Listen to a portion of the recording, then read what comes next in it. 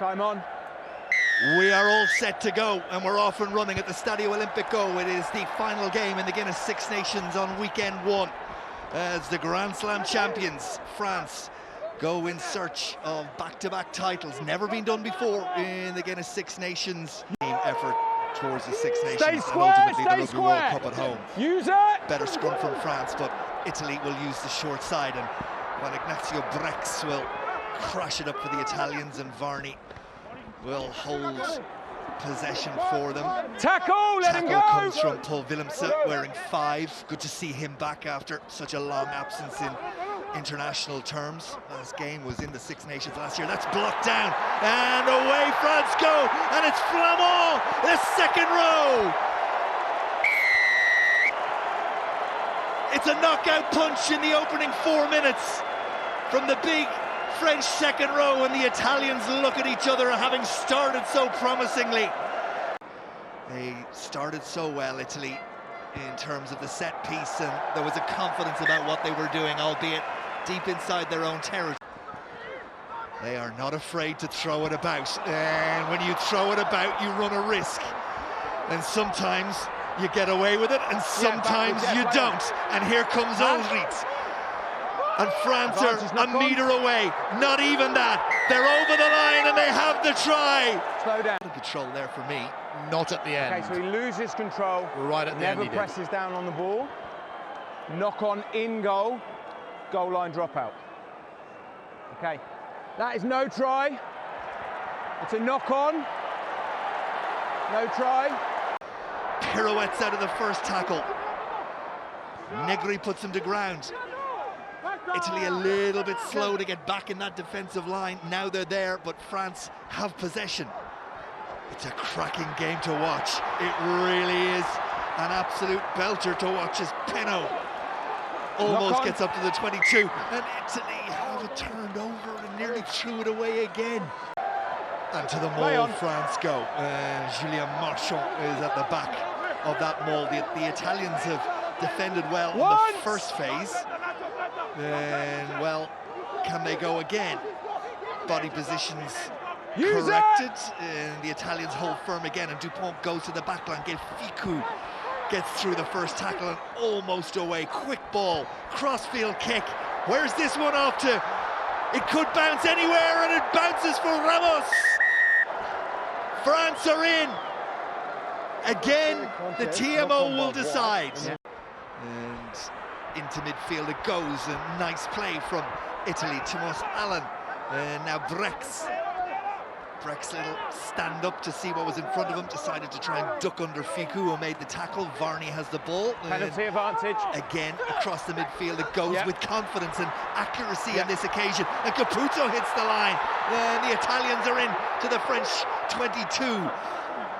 Really good play, best passage of play in terms of accuracy from the Italians, and they have penalty advantage. France go looking for their third try. Dupont, Ramos, crossfield it goes. Damien Penaud, there are 2 there to make the tackle, one of whom is Morisi for the Italians. Still advantage. Still advantage, says the referee. Cyril Bay comes on the charge. Dupont will get it, but it's slower ball. Ntamak knows he's playing with advantage, and boy does he take advantage.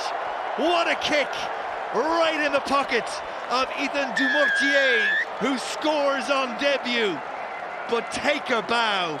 Take a bow, Roman Ntamak. Back off a white player. Third try for France, and they are cruising now. Still though, the opportunity is there.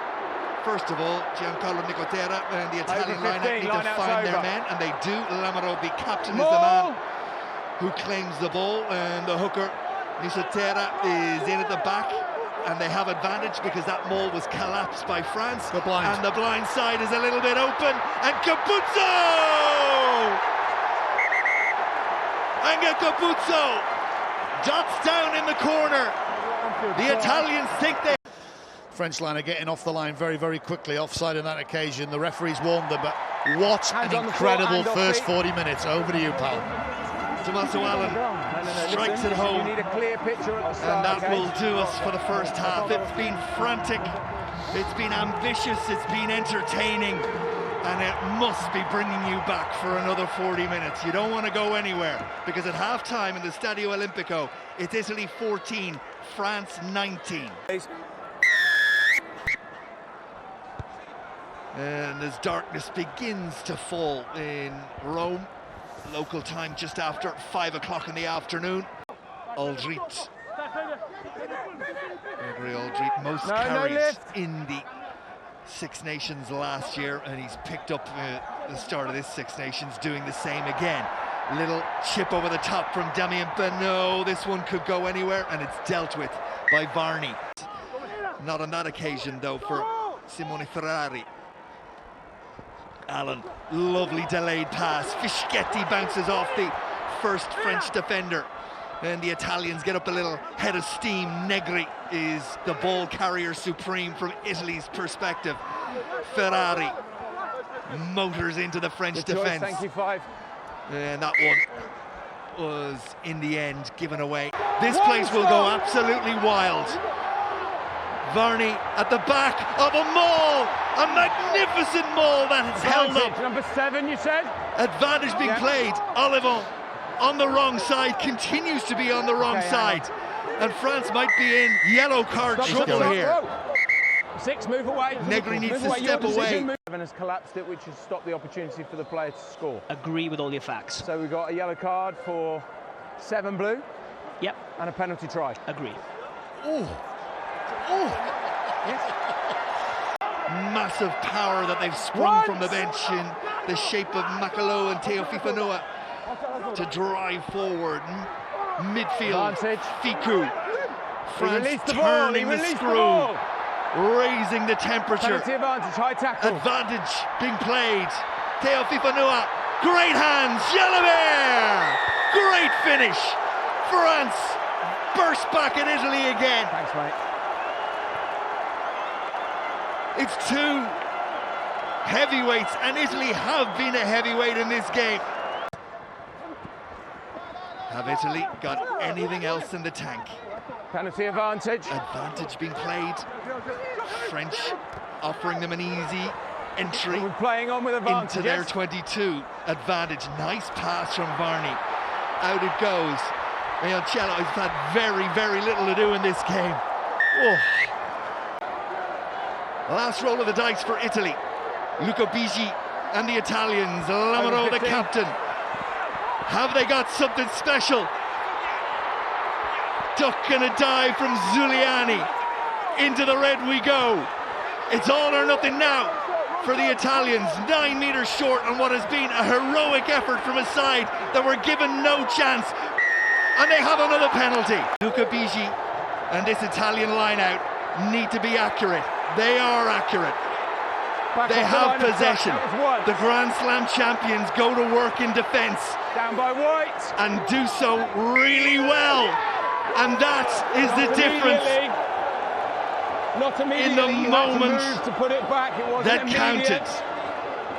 And that's that. France breathe a mighty sigh of relief on a day where Italian rugby, you feel, came of age in this Six Nations. Yes, they beat Wales at the end of last season. Yes, they beat Australia during November. But they're after giving France one serious shock.